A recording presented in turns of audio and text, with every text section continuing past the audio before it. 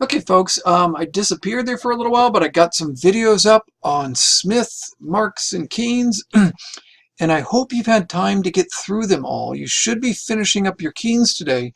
And Keynes, by the way, is a little bit of a nightmare, but once you get them down, it's really nice, as in you understand why the Federal Reserve is so dang influential and why, this matters and why inflation and this and deflation. Once you get the basics of what's going on in Keynes, you understand macroeconomics and what's going on a worldwide level. Okay, so make sure you've gotten through, and I hope you can see that it's kind of like a Russian doll thing. Smith is inside of Marx. Marx is not opposed to Smith. Marx recognizes exactly what Smith is talking about, and it's not a matter of agree or disagree. It's recognize. I can see that. And then Marx just looked at the world around him and noticed that there were these expansions and these, market economics, and that it worked a certain way. And then it would collapse over and over again, and it would create all these problems. And why don't we just kill a czar and start it all over again? And it didn't happen the way Marx thought, okay? Because you had these expansions and you had these contractions, and it wasn't a minor contraction, it was a collapse over and over again. Marx was watching it happen. By Keynes's time, this was going on again and again, and it was worse, much worse than before. And let me move myself down a little bit. Let me actually get huge. Bang. Okay, I'm huge. Okay. But by Marx's time, by Keynes's time, this had gone on again and again, and it got much worse during World War I. That's what he says is during 1914 to around 1920. In the piece you're reading from Keynes is from 1923. It had happened a number of times, and he's saying, hey, you know what? I think I got it worked out. Let's not all become Marxists, and you know what? The czar's dead, so let's just move on. What he pointed out was monetary policy, because Smith was right. Money is another commodity. Monetary policy, however, is different because every single industry uses money. And what he was wanting the government to do is regulate monetary policy so that every single industry had basically a standard measure by which they can, undertake trade. So there weren't any more wild fluctuations at the monetary level. Things like steel or beans for burritos and, whatever tar to make roads or whatever, all those commodities, you're going to see fluctuations throughout the market. But money is the one commodity that all industries use. So we want this stable kind of playing field that we can all conduct trade on. And that's what Keynes saw, is if the government stabilizes this, we'll get along. If you keep it at a moderate level of inflation, things won't crash, boom, and bust, and for everybody. You might have some markets here and there that might, expand or contract and boom and bust and things like that, but they're just one market over there. The rest of us are doing okay.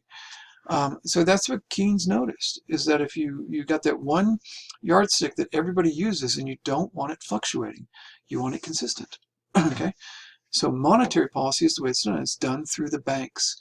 The banks decide what the Federal Reserve does in the U.S. at least is makes a determination at what level the banks can charge interest. If they lower the interest rates, more people are going to actually take money out of the banks, and that puts more money in the economy.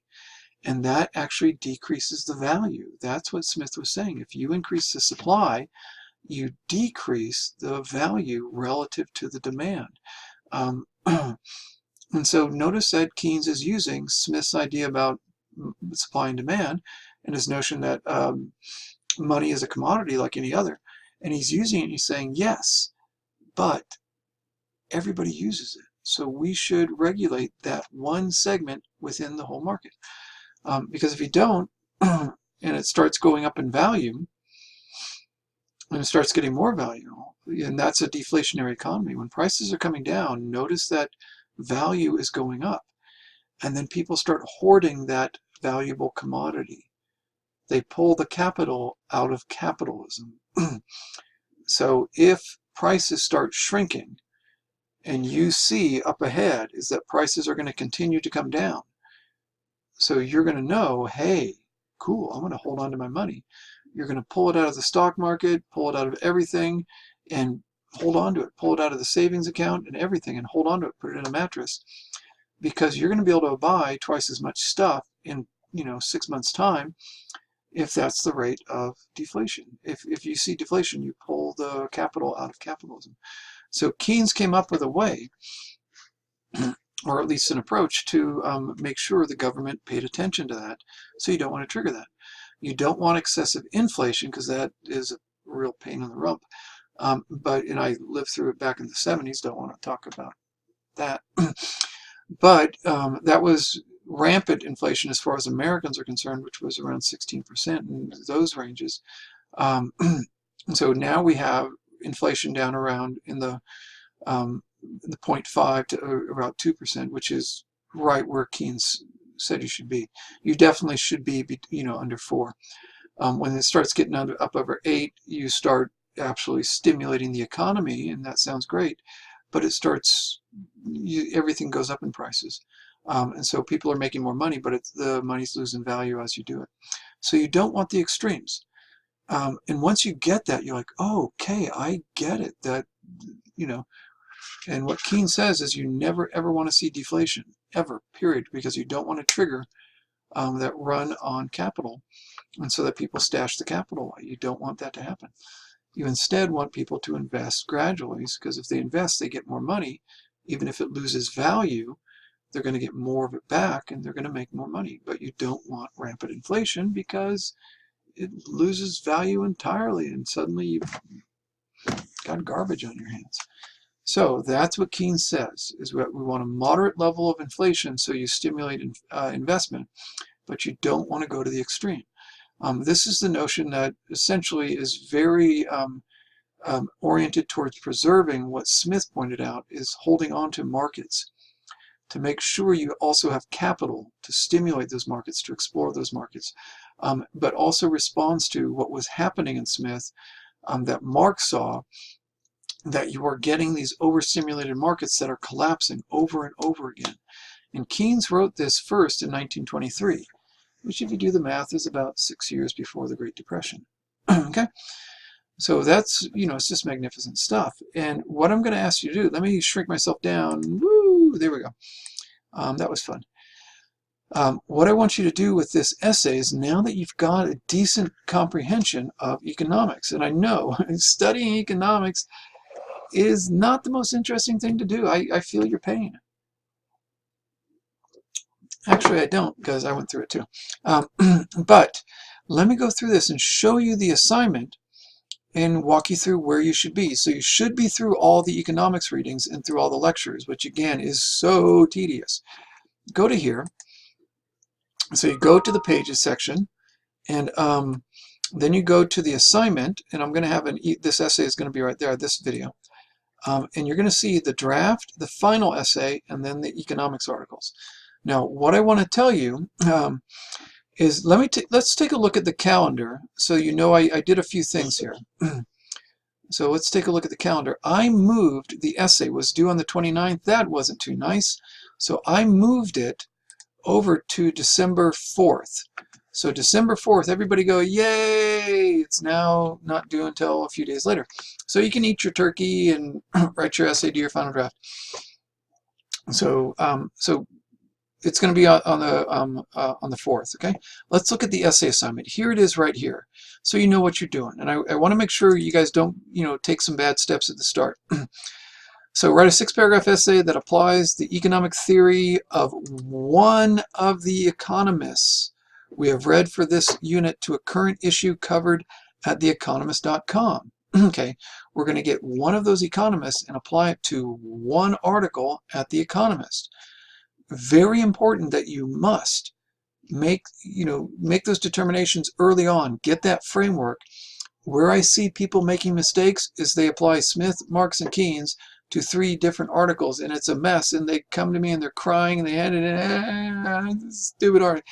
Yeah, it's a stupid assignment, but it didn't need to be that tough. Okay, you want one theory applied to one article. Okay, you got to make a good match. If you make a good match early on, you're in good shape. And understand that those theories aren't perfect. They all have strengths and weaknesses. They all do. And boy, Smith wrote that stuff down in 1776, a long time ago, but it still works today. Okay, and Marx wrote that stuff around 1848 or something like that, but it still works today. And Keynes wrote that stuff in 1923, and it still works today. Okay, that's the thing about it, is that these economic theories have a degree of what's known as reliability. They work again and again and again, but all of them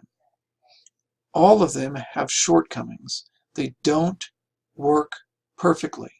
None of them work perfectly, okay? So you're going to have strengths and weaknesses. So keep all three of them in mind, put them in your head, and you're in good shape. And now what you should do is this. And we're in the early draft stages. We're in the reading draft stages when you're working with the reading. And I want to encourage you to finish all three of those readings. Those are the three biggies. You can read Milton Friedman, but I don't think we're ready to apply them. And this is what you do. You go to theeconomist.com. Okay? That's what this is. And theeconomist.com is probably the best source out there for news on economics. Probably is. Do not go to Fortune or Wall Street Journal and all those. Those are good, by the way. Fortune, Wall Street Journal are good. But I've had better luck with students going to theeconomist.com. But you can make a very big boo-boo, okay? And don't make the boo-boo, okay? So this is what you get when you go to The Economist, okay? You get this. This is kind of goofy. And what you want to do is when you go in, it will ask you to log in. Now, I want to be very clear. I did not originally write this assignment when The Economist had this policy. They came up with it just for this semester. Thanks, guys. And they kind of wrecked this. Normally, what you would do is erase the history of your browser, and they used to let you go in on one article, and you could do it over and over again. Just go in, go to an article, and then, oh, I didn't want to use that. Go out, erase the history, and then go in, get another. They don't allow that anymore. It doesn't work. Okay. So I just want to warn you, it won't work. What you have to do is you have to sign up. Now, you can sign up for free. Now, I want to be very clear. You have to give out your email and all this other stuff. Many students do not want to do that. I understand, and I feel for you, okay? So this is what I made as an alternative if you do not want to set up an account. And the accounts are free, okay? And you get 5 articles when you set up an account. So I encourage you to do that, but I'm not going to require it.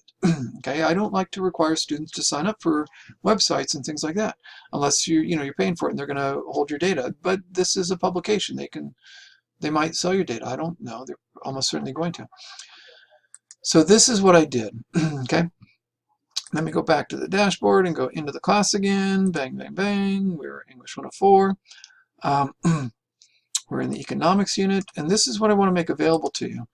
If you don't want to sign on to The Economist, you can go to and get this. I posted just now these Economist articles. I picked these. If you don't want to do them, then you need to find them at The Economist. And again, The Economist, not Forbes or Wall Street Journal, anything else. Those are good, but I find those are kind of a nightmare to go through. Okay, so I copied these articles and I made them available as a PDF. Okay.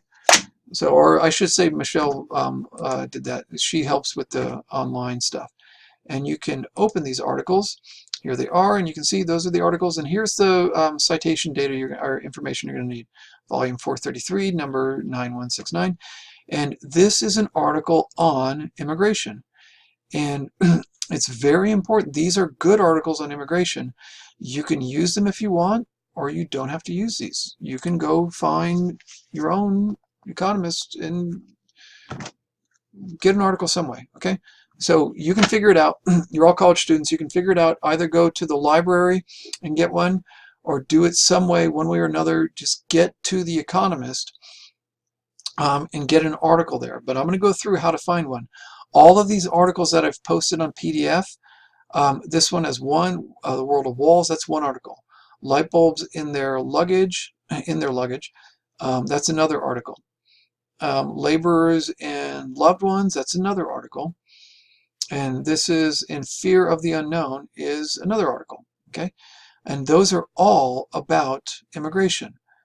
And for any one of those, Smith could apply or Marx could apply. So either one of them, Smith and Marx, work well. So pick any one of those articles and use one of the theories. Keynes doesn't explain those situations very well. Marx or Smith will. Okay, it's up to you. And this one is one that could work with Keynes. Oh wait, pardon me. City Air Makes You Feel Free, that's Smith Marx. Smith Marx, these are all Smith Marx articles. The last one, Making the World Go Round, that is more of an article for Keynes. You can match those together. Okay, so I hope that's clear. What I've done is, if you don't want to go into the Economist and sign up and set up your own account, I have my own account now. I get 5 free articles. Okay. So I get 5 free articles. If you don't want to do that, then use this, or go to the library and get one of these, or somehow access The Economist. But I'm very adamant about people using The Economist magazine because it tends to cover these events very well. And I'll go through what types of articles at The Economist you should get and what type you should not. And I want to emphasize, as I've probably said before, you need to get the early stages right, and everything will flow from there. You'll still have to work to get this done, but if you don't get the early stages set in good shape, it all comes apart. Okay, it all ends in tears, and we don't want to do that. That's not very economically sound. Okay, so that's the issue. So either go to The Economist and sign up, or use my articles, or go to the library and get The Economist in one shape or another, and find an article where you think, hey, I'm reading this one. This article right here, this one I think Pendleton would be okay with. This one I think Keynes really explains it. Maybe it's on the European Central Bank. That you should be thinking Keynes. Maybe it's on the crisis that's going on in Iran. That might be a Marx issue. Okay. Maybe it's on the growth of a company here, there, or somewhere, or anywhere. That you're probably thinking Smith. Okay. So whichever, that's up to you. But set it up carefully at the early draft stages. Okay. All right. Let me come back here. So now, what I want to do is I will walk through in a follow-up video. I will walk through this, which is the draft process. And you might have been looking at this going, what the heck is he doing? And I'm just looking for trouble. That's what I'm doing. And I'm finding it. This is good. And I click on the draft. Okay. And it gets downloaded. And this is really I've had a lot of good luck with this. But students often get confused on it. But again, watch the follow-up video I put on this. It'll be in a day or two or a couple days. I'll put up a follow-up video on this. You can use this, and you have to download it onto your computer. Notice my little finger thingy up here. Follow this. You have to download it onto your computer. And I'm going to emphasize that triple during the video. Download it onto your computer. Okay? And make sure it's on your computer, and this is my laptop, on my screen. And I save it onto my computer. And here it is over here. It's a PDF. Once you do that, you can use it to write your essay. Open that up. I opened the wrong thing. Oops. Let's get rid of that. Open it up, and you've got a PDF that you can work with. Look for the lavender stripe at the top. That means you opened the PDF on your computer. Okay?